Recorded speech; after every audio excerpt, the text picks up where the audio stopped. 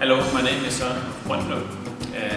I've been working and traveling in Ecuador since 1996 on several rainforest conservation projects. Ecuador is one of the most amazing places in terms of biodiversity and rainforest. It has some of the world's most incredible rainforests.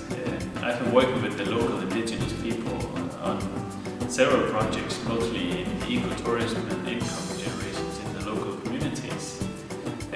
In 2004 I started my own ecotourism project with the Shuar people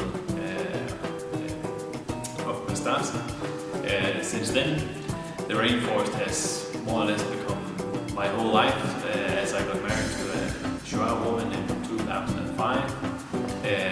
So I have a very intimate knowledge of the local people and the rainforest, which will give a benefit to the rainforest project.